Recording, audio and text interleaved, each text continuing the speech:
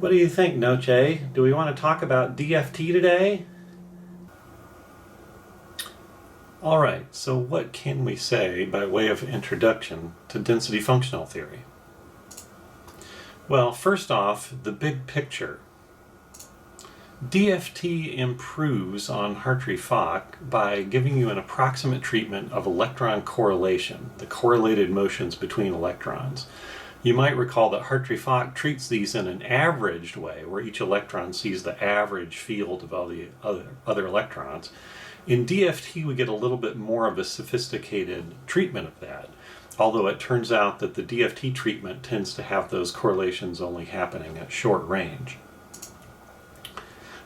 This treatment of electron correlation by density functional theory turns out to be a lot less computationally expensive than those in MP2 or couple cluster, and so that's an attractive feature as long as it's accurate. You might recall that there's a hierarchy of methods as I go from Hartree-Fock to MP2 to CCSD to CCSD Princess T, where we can pretty much bet that the results are going to get more accurate as you climb up that ladder. Similarly, there's a ladder ordering of density functionals, but unfortunately for DFT, we can't have any guarantee that the accuracy is necessarily going to go up as we climb that ladder. Frequently it does, but that's not always the case. And so if you do a DFT calculation and you decide you're not sure about the accuracy, then going up the next ladder rung in accuracy in DFT won't necessarily give you a more accurate result, whereas that probably almost always will happen in a wave function based approach. So let's start by discussing the Hohenberg and Kohn theorems, which are really central to DFT. The first Hohenberg-Kohn theorem says that the ground state properties of any mini-electron system depend only on the electron density, which some authors write as N, other authors write as rho. Those both denote the density. N you can think of as the number of electrons at some particular point in space, x, y, and z. And the reason we like this function, the density, much better than the wave function is that it's much simpler. It's just a function of 3 coordinates. Possibly you might have a density for alpha spin electrons and a separate density for beta spin electrons. But those are very simple functions that we kind of have an intuitive grasp of how to deal with, unlike the wave function, which is a function of the spatial and spin coordinates of every electron in the system, which is just an unwieldy number of coordinates. So the first Hohenberg-Kohn theorem tells us that if you know the density, that's enough to give you any properties that you might want. They're derivable from the density. The second Hohenberg-Kohn theorem tells you that the correct ground state density for a system is the one that minimizes the energy when the energy is written as a functional of the density. So a functional is just a function of a function. The density is certainly a function. And if I write the energy as a function of that function, then that's a functional. All right, so that these two theorems together kind of give us a strategy of what we could do. We could say, well, we don't know the ground state density of a system, but if we did know it, we could compute all the properties we want from it. How are we going to get it? We're going to do a variational approach where we're going to keep trying different densities. We'll evaluate the energy for each density, and that density that gives me the lowest possible energy is the best possible one. So these theorems are really very powerful. Unfortunately, the weakness is that we don't know this functional that tells us how the energy depends on the energy. So that's going to be a challenge. Now we do know some things, so let's talk about what this density functional would have to look like. First off, there's a Coulomb interaction between all the charged particles, and the interaction between nuclei is trivial. That's just Coulomb's law. Also, the interaction between an electron density and the nuclei is also pretty straightforward to compute. We need to use calculus to do that, but we can. And that is analogous to the J term, the Coulomb term, in Hartree-Fock theory. In fact, it's really, the mathematics are identical for that. Now, unfortunately, that's not everything. It's not just Coulomb term and the nuclear-nuclear repulsion. We also need to worry about electron antisymmetry, which in Hartree-Fock theory we deal with by having a Slater determinant, and that winds up giving us an exchange term, a K term. So we need to somehow account for that. And on top of that, it's also not completely clear how we deal with computing the kinetic energy as a function of the density. It's not obvious what the formula for that should be. So on this slide I'm showing a few key equations and definitions. First off, the electronic Hamiltonian is written as the kinetic energy of the electrons, the electron nuclear attraction, and the electron-electron repulsion. All right? And the nuclear-nuclear repulsion can be thrown in there as a constant as well.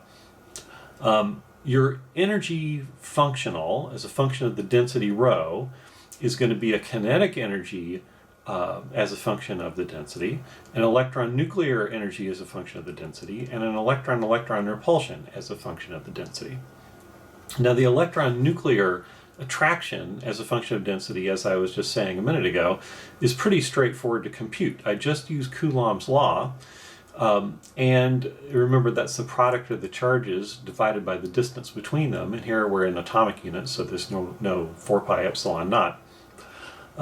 And we know where the nuclei are. We're doing Born-Oppenheimer calculations, so the locations of the nuclei are known at R sub A, and I sum over all the nuclei, but I don't know where the electrons are, and so that's why I have to take an integral over all space, all possible positions, and then rho of R is telling me, well, what's the average number of electrons at that particular location?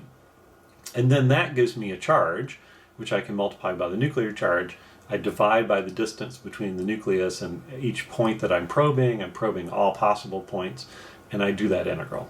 So, although I'm having to do calculus, it's fairly straightforward to write this down, and this is really all there is to it for the electron-nuclear attraction. We're treating that exactly. Now, what's the electron-electron repulsion? Well, part of that, at least, is the repulsion between the electrons at point R, which is given by rho of R, and the electrons at point R prime, rho R prime, and then divided by the distance between those 2 points, R minus R naught, R prime. And again, we're in atomic units, so there's no 4 pi epsilon naught. I divide this by 2 to avoid double counting when I switch R prime with R. That'll give me the same thing. And so that will be the Coulomb repulsion if the electrons are at some positions given by this density rho. All right. Now, Kohn and Sham came along and gave us a more practical way to do all this. And they solved the problem of what to do about the kinetic energy as a function of the density. So the way they do this, they compute the kinetic energy as a function of the density by assuming that the density corresponds to a wave function that consists of a single Slater determinant. This is essentially the Hartree-Fock picture, right? And they call this the non-interacting limit. We know how to compute the kinetic energy of a Slater determinant in terms of orbitals, because that's exactly what we do in Hartree-Fock theory. The kinetic energy is just given by the kinetic energy of each orbital, and that is easily computable as the expectation value of a single electron kinetic energy operator sandwiched between the orbital wave function for that electron. So if you use this trick, you make this assumption of this non-interacting limit to be able to use a single Slater determinant, and then use the Hartree-Fock equations for the kinetic energy, that's called Kohn-Sham DFT. And unless you're dealing with million atom solids or something like that, almost anyone who's doing a density functional theory calculation nowadays is doing a Kohn-Sham density functional theory calculation using this trick to evaluate the kinetic energy of the electrons. There are some approximate functionals that have been proposed for kinetic energy of electrons, but those tend to be employed as approximations for very large systems where this Kohn-Sham approach just is not feasible. So in Kohn-Sham, the kinetic energy of the electrons as a function of rho is just this formula where I sum over all the electrons, the occupied orbitals for the electrons, and for each occupied orbital phi, just do this normal expectation value of the kinetic energy for that electron, and I sum over all the electrons. And in a Kohn-Sham picture, the density at position r is just given by phi I star phi I, the probability that an electron in orbital I is at some location r. Okay, so that's something we can compute. We can compute either of these quantities easily enough if we have the orbitals. And so the Kohn-Sham functional then is this kinetic energy, which I'll denote T sub s for Sham as a function of rho, plus the electron nuclear part that we know how to compute, the Coulomb part that we know how to compute, and then some unknown part that we don't know how to compute. And I'll call that the exchange correlation functional, and that's where all the action is in density functional theory. What is this mysterious exchange correlation functional? Well, it's defined as just the difference between what we know how to do and what we don't know how to do. So there is a small correction to the kinetic energy, that this Kohn-Sham approximation is not exact. So I have a little bit of an error there. I'll lump this into the exchange correlation functional. And then the other piece that I'm missing, which could be significant, is the fact that the electron-electron repulsion is not just the Coulomb term. There is this exchange term we know we get in Hartree-Fock. We haven't talked about how to deal with that yet. And then we also need to worry about the possibility that there's instantaneous electron-electron repulsions if electrons get close. And this DFT picture we've talked about so far with just densities overlapping with densities is still kind of a Hartree-Fock type of view where we have an average repulsion and we're missing instantaneous electron correlations. So, just reiterating those two equations at the top of this slide, but a few more comments. We can compute all the pieces of this Kohn-Sham DFT exactly, except for this exchange correlation piece that we just talked about. Unfortunately, the exact exchange correlation energy functional is unknown. And even worse, if we did know it, it seems that it's probably going to be so complicated that it would be very computationally expensive to compute, and then that would lose us a lot of the advantage of density functional theory, which is that it's fairly easy to compute most of the time. So what we do instead is rely on approximate exchange correlation functionals. And you may have heard of some of these, like SVWN or B3-LIP. We'll talk about some of these methods today. That's the name of the game, is trying to find a good approximate exchange correlation functional that works well enough for your problem and is hopefully simple enough that it doesn't take forever to compute. One of the challenges is that there are so many available exchange correlation functionals in the literature, it's a little bit hard to know which one to pick. All right, so suppose I do this Kohn-Sham scheme. How do I actually go about solving the equations? What does that look like? Well, I have equations that look extremely similar to Hartree-Fock theory. I have an eigenvalue equation for each orbital, phi sub I. Here I have the Kohn-Sham one-electron operator, which is analogous to the Fock operator. Like Hartree-Fock, it consists of the kinetic energy of each electron plus an effective potential like Hartree-Fock, that effective potential involves the electron nuclear attraction, the repulsion between other electrons, this is going to be the Coulomb term, and then one additional term that's not in Hartree-Fock, which is this exchange correlation piece. And in fact, that will have an exchange-like entity in it, which will be analogous to Hartree-Fock, but the correlation piece will be different, and the form of that exchange piece might potentially be very different as well.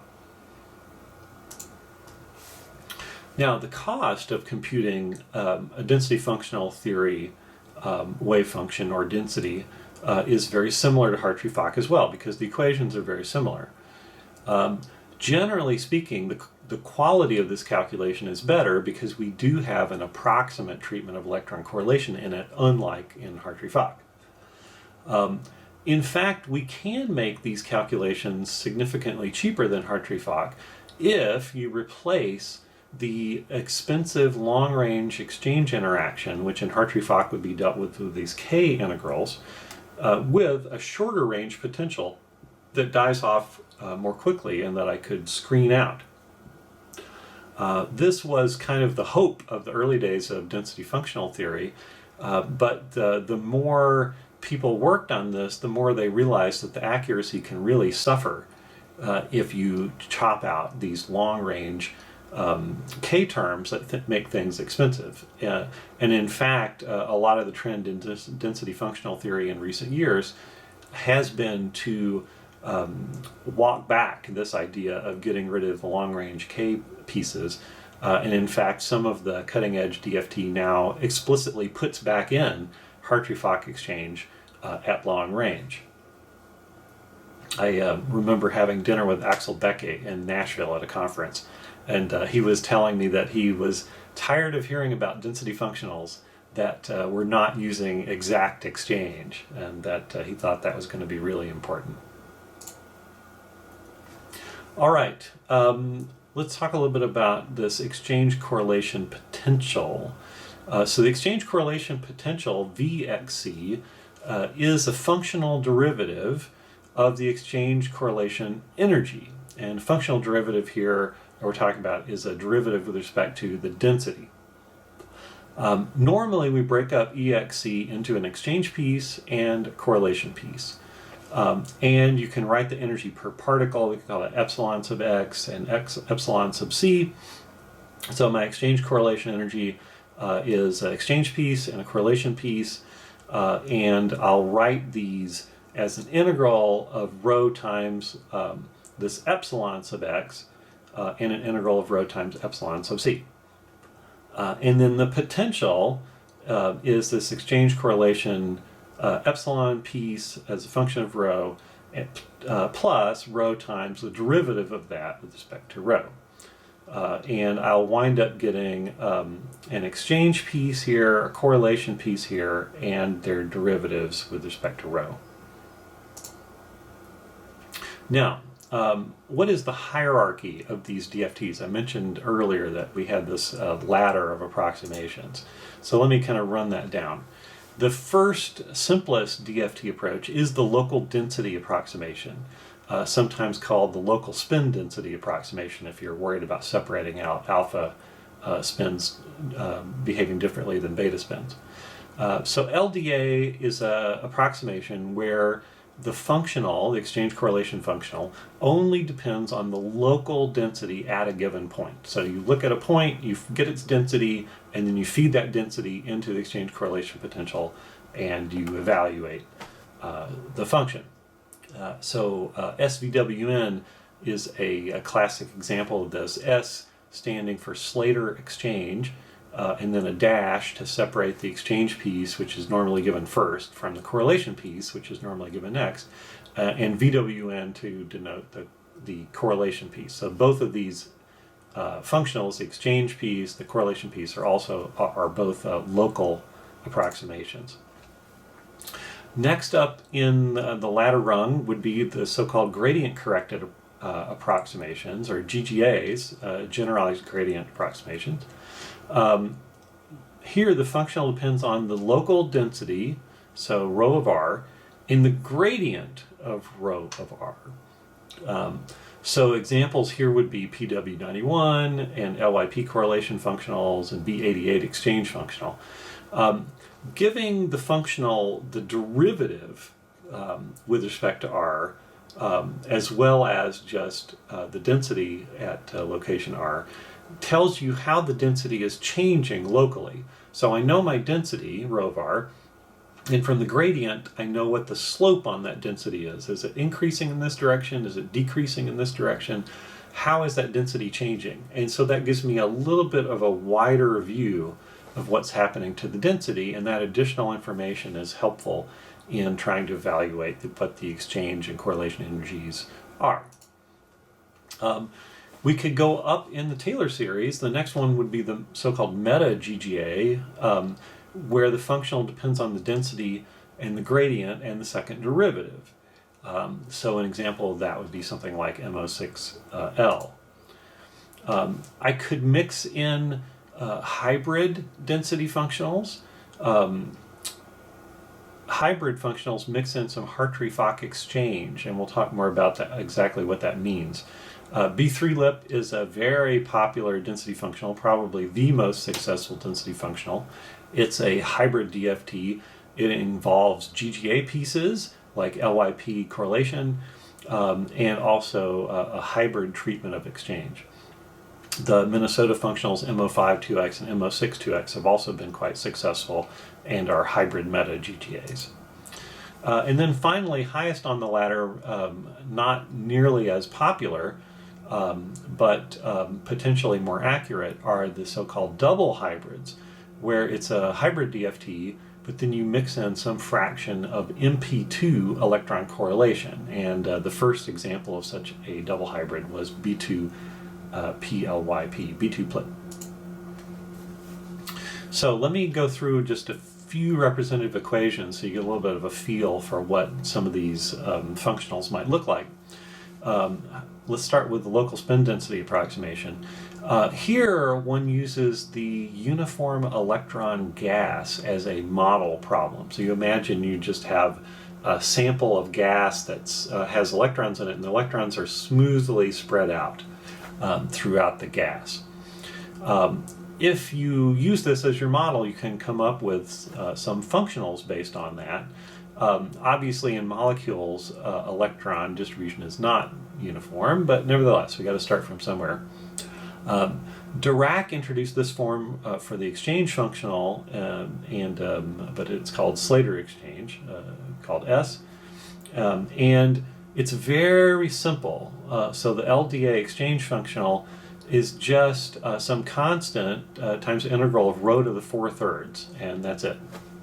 And I could get the epsilon form of this, and it's just rho to the 1/3. So that's very, very simple if I do LDA.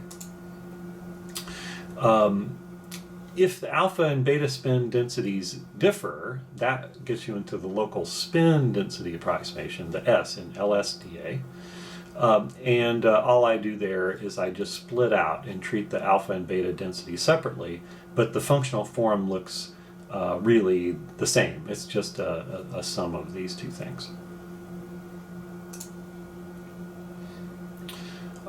Now for the correlation energy, again use a uniform electron gas as your model, so the same thing as for exchange. And the correlation energy was determined for uniform electron gas by Monte Carlo simulations, and then they fit that to a potential. That was done by Vasco, Wilk, and Nusair, VWN, and then that gives them the correlation functional. LSDA or LDA is also known as SVWN, which I mentioned a minute ago, Slater exchange plus the Vasco, Wilk, and Nusair correlation, both for a uniform electron gas. The electron correlation can be overestimated in this model. It is a simple model. Sometimes the electron correlation can be overestimated by as much as a factor of 2. Bond strengths can be too large, and so the quality is not great. It can be a useful model, but we'd like to do a little better somehow. So that takes us up the ladder towards the generalized gradient approximations, GGAs. And here we say, well, molecules don't really look like uniform electron gases. We know there is a tighter concentration of electrons near a nucleus. It gets more diffuse as they get far away from nuclei. So there is a gradient of density, and we can look at the gradient at each point in space to see how the density is varying, and that's what we do. And if we do this, it is an improvement over LSDA. That gives us this generalized gradient approximation family of functionals, GGAs. Occasionally people call these non-local functionals because they say, well, not only do I see the density here, but because I know it's gradient, I know a little bit about what the density is going to be at nearby points, so it's not local. Yes, but unfortunately that's very confusing. Non-local makes it sound like you have information far away from your reference point, which you don't. The gradient only gives you enough information to know what's happening very close by your point. So they really are local functionals, or at best semi-local functionals. They're not non-local at all. And I think in recent years people have stopped using that term because it was just confusing. All right, so let's give some examples of GGAs. PW86, B88, PW91, PBE are all popular GGA exchange functionals. Certainly there are others. Within the correlation functionals, you have LYP, PW91, P86, PBE. So there are a whole host of these, and there are others of those. Just to give one example, let me show you the famous B88 exchange functional. It takes the local density approximation form that we just talked about a minute ago, and then subtracts a parameter times rho to the 1/3 times x squared over 1 plus 6 beta x inverse hyperbolic sine of x. What is this x? X is just the gradient of the density, so we said it does depend on the gradient. Here's the gradient, divided by rho to the 4/3, this number that keeps popping up. So you can see the equation is for sure more complicated than what I had before with my rho to the 4/3, but it's not infinitely more complicated. Certainly this is something that we could compute. Although GGAs in general are an improvement over LSDA, they are still not necessarily very accurate. One reason for that is that, for example, the exchange potential really ought to look like -1/r at long range, but it doesn't necessarily in these GGAs unless we take some kind of extra precautions. And so we still need to do something else. Now you could just go up one more level in the Taylor series and say, well, we'll use second derivatives. And that is a thing, and it's called Meta-GGAs. There are several examples of that.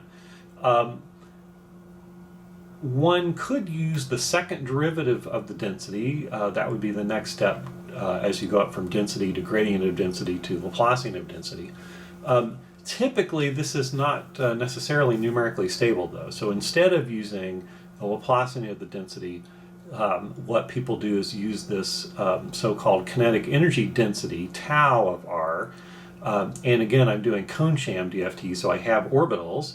And I sum up over all the occupied orbitals, and for each one I take 1/2 absolute value squared of the gradient of the orbital. And so I use that as a replacement for the second derivative.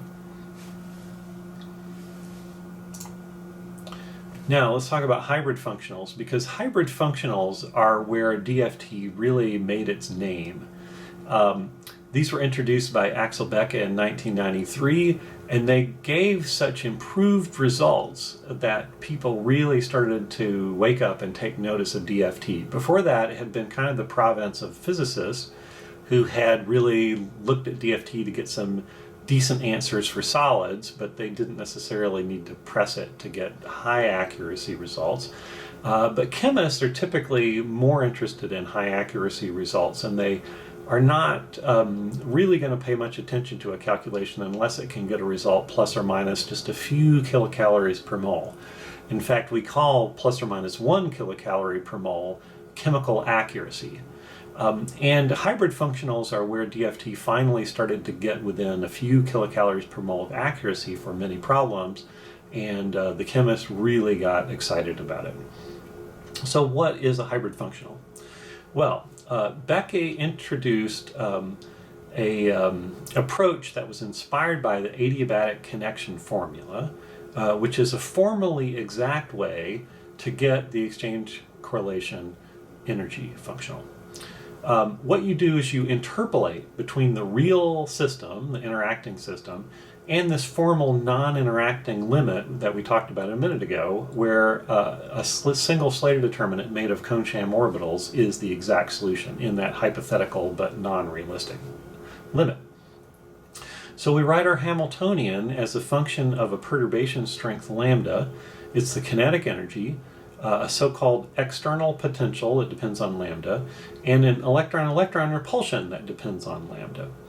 Now, in the real interacting limit, lambda equals 1, the external potential just goes to the normal electron-nuclear attraction, and I have the full strength electron-electron repulsion. So I get the true Hamiltonian, if you like. In the lambda equals 0 limit, then I get rid of the electron-electron repulsion, and the kinetic energy is exactly replaceable by this Kohn-Sham approximation to it. And if I'm in between 0 and 1 for lambda, I tweak V external of lambda so that I get the same density that I would in either limit, lambda equals 0, lambda equals 1. And then I can use this formula. Exchange correlation energy is an integral over this perturbation strength parameter lambda, and it's just the expectation value of this exchange correlation potential sandwiched in between the Kohn-Sham wave function for that lambda. Then we make an approximation that V is linear in lambda, which we don't necessarily know, but it's an approximation. And if it is linear in lambda, then it's approximately equal to 1/2 the initial point, lambda equals 0, and 1/2 the final point, lambda equals 1. So it's an average of the initial and final points. Now, once again, lambda equals 0, I have no exchange and no correlation. Psi 0 is a Slater determinant, and I can use the Hartree-Fock equation for the exchange energy. In the lambda equals 1 limit, I have the real system, and I don't know what the solution to this is. But as an approximation, I'll just do local spin density approximation, and I'll add this to this lambda equals 0 piece to get what's called the Becke half and half exchange correlation energy. It's 1/2 the Hartree-Fock exchange energy from the left-hand side, and then 1/2 the LSDA exchange and correlation energies from this right-hand side. And this is all an approximation, but this approach inspires a functional. So Becke came up with some 3-parameter hybrids, Becke 3, and you can also use GGAs is your ingredients rather than LSDA like we had on the previous slide. So this form was inspired by this adiabatic connection sort of thought. And that's this. I have an LSDA exchange. We saw that should be one of the ingredients from the last slide. And I'll include this with some weight factor, 1 minus A. Then I'm going to include Hartree-Fock exchange. On the previous slide, we included that with a weight of 1/2. I'll generalize that and just call it a weight of A. And A and 1 minus A add up to 1, so I've got some weighting of either Hartree-Fock exchange or local spin density exchange. And then I'm going to add a little correction factor because the LSDA exchange is not perfect. So on top of that, I'll add a correction for GGA, and I'll put a different parameter in front of it, B. And so delta EX is some add-on to the LSDA to get a better density functional approximation to the exchange. And then for the correlation, I've got, again, 2 pieces. I've got the LSDA correlation, and then I'll add to that some correction from a GGA, from the gradient information. And I have 3 parameters, A, B, and C, and that's why it's called Becke 3-parameter exchange correlation functional.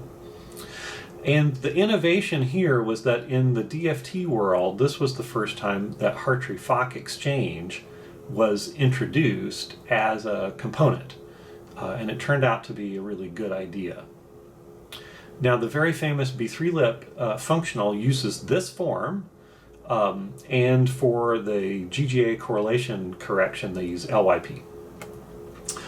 This particular formulation of Becke's idea was introduced in '94, there's an interesting historical note about this.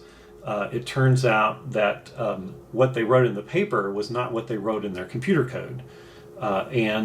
This led to a lot of confusion in the field because other people went out and coded up what was in the paper, and their program didn't match the original program of Frisch and coworkers, and so a lot of people got very mixed up about this. And it had to do with whether they were using VWN1 or VWN5 correlation. And I think nowadays most people decided the practical solution to this was to make all the computer programs agree, even if they didn't agree with what was in the original paper. And so that seems to be what most people have done. Now let me give a few examples of hybrid functionals. There is the original Becke half and half, which was directly inspired by that adiabatic connection formula.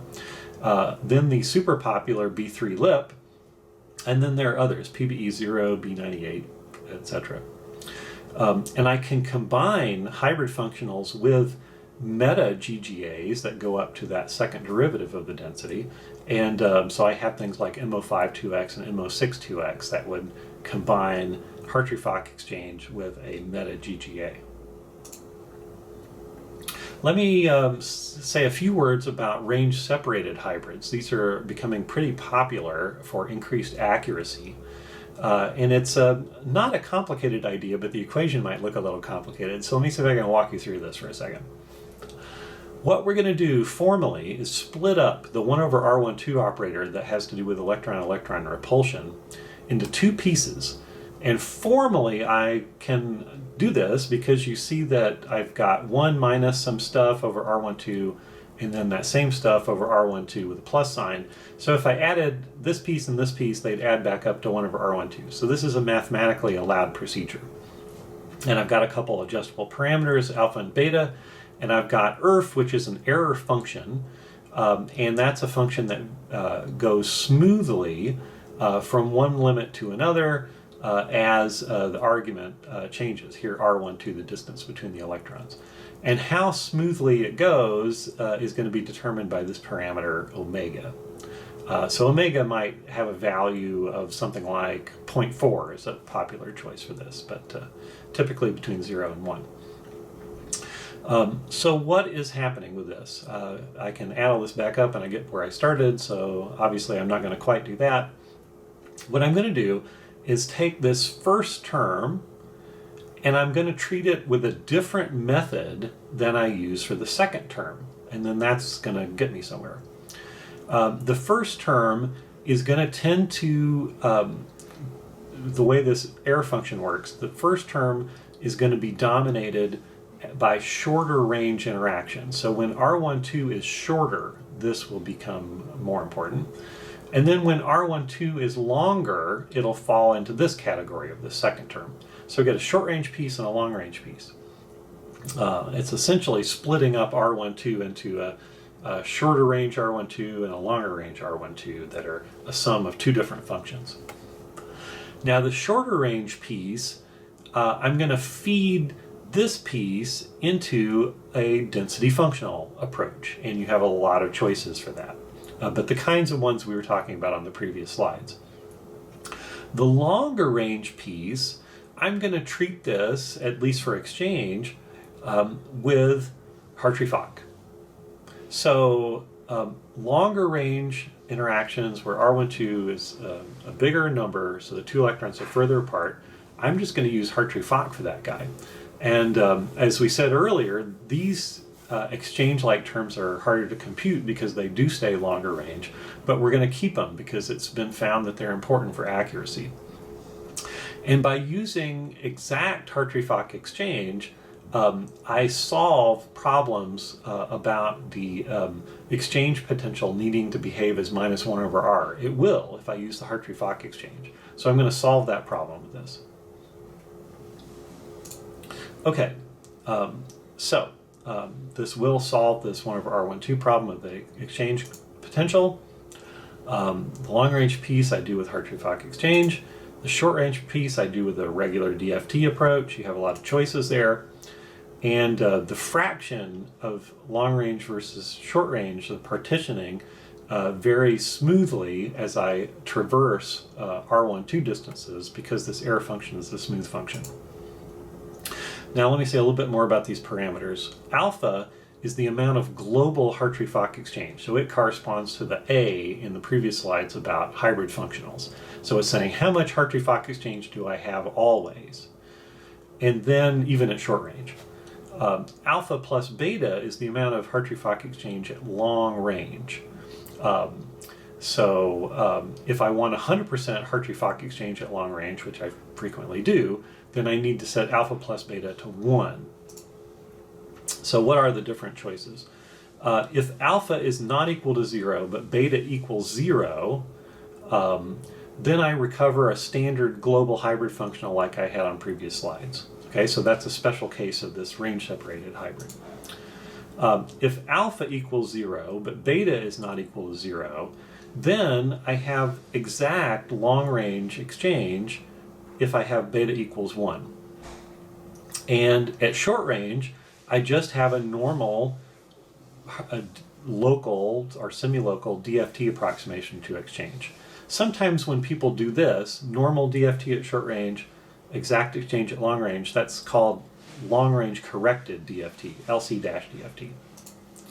And if I have alpha not equal to 0 and beta not equal to 0, and if I have alpha plus beta equals 1, then I have exact exchange, Hartree-Fock exchange at long range, and at short range I have a hybrid functional. And it turns out having a hybrid functional can improve accuracy even if you include it at short range as well. So this last line would probably be the more popular approach nowadays, to always have some fraction of Hartree-Fock exchange and to have 100% at long range. Now, practically speaking, suppose you want to go run a DFT calculation. What would you need to do? Well, you'd need to specify a molecule, obviously, what the charge on the molecule is, obviously. Don't forget, you have to tell the program what the spin is. The program doesn't know. It'll default to try to assume what it is, but if it's not what it's going to guess, you have to tell it, not the other way around. You have to give it a basis set. You have to pick an exchange functional, and you have to pick a correlation functional. And then, lastly, this isn't obvious to everyone, you have to pick an integration grid, because it turns out the exchange correlation terms get evaluated on a real space grid, and the program will give you a default grid, which may or may not be appropriate depending on what you're doing. And sometimes it can really matter. Here's an example of the potential surface for the sandwich of benzene dimer, where I just changed the difference between these two benzenes. And I computed earlier in my career estimates of couple cluster at the complete basis set limit for this, so we actually knew the right answer. And this was an important prototype problem. So the black curve is the right answer. Charm, a force field method, does surprisingly well for this particular configuration. It's not as good for every configuration of benzene dimer, but it's really great for this one. And here's a otherwise pretty popular density functional method, MO52X, with an augmented double zeta basis set. And you see it looks sort of qualitatively okay, except for this crazy spike in the middle near the minimum. This is just kind of nuts. The rest of it looks sort of all right. This is really curious. Shortly after I came up with these results, I happened to show them to Axel Becke at a conference we were both at, the ISTCP meeting in Vancouver some years back. And Axel said, "I knew it!" He was very suspicious of Meta-GGAs, of which this is one, for their sensitivity to the grid size. Which, again, the program normally just picks one for you, but in this case, the one it picked was not appropriate. If I up the grid and use 100 radial points and 302 angular points, which is more than most programs are going to guess by default because it's going to slow the calculation down, I get this blue curve and it smooths it out, and now I have no crazy bumps and it's basically fine. The accuracy one might want a little bit better, but it's pretty good. But this is not what you would get by default, so the user would have to up the choice of grid. And this can happen in particular for Meta-GGAs if you're looking at non-covalent interactions. We looked at this a little more generally, Axel and I, together with Aaron Johnson and Gino Delabio, and we published this in JCP back in 2009 if you're interested in this grid sensitivity issue. Let me also use benzene dimer to make a more general point, which is that your standard density functionals are simply inappropriate for non-covalent interactions or systems where London dispersion forces can be significant. And there are many examples of this. This is my favorite since I worked on benzene dimer. But you can see that if I use the very famous B3 lip, which works great for many, many, many problems, I get this red curve, which is horrible. It's not even attractive. It looks nothing like the exact curve in black. This can be fixed. If I do a simple correction called a -D correction, I take the red curve and turn it into the orange curve, which looks fantastic. And so it can be fixed, but one has to fix it. And I think most people using DFT by now have caught up to the idea that problems like this cannot be solved by normal density functional approximations that are popular unless there is some kind of correction, or unless they're very, very careful about the choice of functional. Now, this -D approach is so simple, I want to tell you about it quickly. This was developed independently by a number of people, but most popularly Stefan Grimme. And I'm showing C6 terms, but you could have C8 terms as well, or higher order terms. What you do is you take the density functional theory energy and just add this little correction factor. And what it is a sum over all unique pairs of atoms, ij. And for each pair of atoms, I get a C6 coefficient, divide it by the distance between the atoms to the 6th power, and multiply it by some damping function. And I use a simple combining rule to get the C6 coefficient based on atomic information, so that's something I can tabulate. The damping function is not too complicated. So this is something I can do, and this piece of the calculation is just trivial compared to the cost of doing a DFT calculation. Stefan Grimme really was the most effective in popularizing this approach. He has a whole series of these methods, each of which gets more accurate than the last one. He's now on the 4th generation, D4, which knows about the atomic charges, and so it can adapt those C6s in a clever way, and also knows about the bond orders. So that's really effective. If you're using the earlier generation D3, my group noticed that it had a few problems if you get contacts that get really close. So we developed a set of new damping function parameters that improved the performance a little bit for the D3 model. Let me mention double hybrids. I said something about these really briefly a minute ago. These are ones where the exchange correlation energy looks like a hybrid DFT, so you mix in Hartree-Fock exchange to some GGA, but now I'm adding an MP2 correlation energy multiplied by some coefficient, and I'm adding that to a GGA correlation. And I weight these in such a way that I try to avoid double counting by having some fraction of this and then a corresponding fraction of this. This approach will also correct for long-range dispersion interactions where I have an excitation coupled to another excitation because of the MP2. Examples of this are like B2 PLIP and B2GP PLIP. And they are more expensive because you have to do the MP2 calculation, which scales as order into the 5th. All right, let me wrap up with a few observations. DFT is often great for predictions of geometries. It's a little hard to beat it unless you go to high basis couple cluster theory. Energies are not quite as good, but they're typically good enough for many applications. B3-lip works great, and there's a lot of functionals out there, but it's pretty hard to beat B3-lip. I just showed you an example where it doesn't work for non-covalent interactions, but if you fix it up with a -D term, it should be okay, and it's good for a lot of things. Minnesota functionals are also quite popular and seem to work well for many, many things. They can be a little more sensitive to the grid, so you have to be a little bit careful about that. Barrier heights are often underestimated a little bit by DFT, so if you're computing reaction energies, you can be off a little. I mentioned the failures for non-covalent interactions. There's also an approach XDM developed by Becke, exchange dipole moment, that he developed with Aaron Johnson, which is an alternative way to do this. There are also van der Waals DFTs, which is another way to do this. So these can be fixed in a number of ways. You can have really big errors if you're trying to get excited electronic states, either to Rydberg states or to charge transfer states.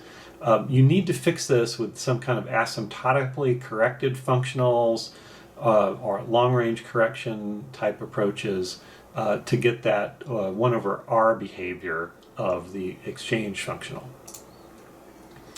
Yeah. And if you're looking at metals, like an organometallic complex, and I have some kind of metal that has partially filled d orbitals or partially filled f orbitals, DFT is not very good at trying to decide what order to put the different spin states in. And so that is another thing you have to be a little careful about. Like Hartree-Fock or many wave function methods, it can also fail for diradicals and bond breaking situations. All right, that's all I have to say about density functional theory. I hope this has been a good introduction.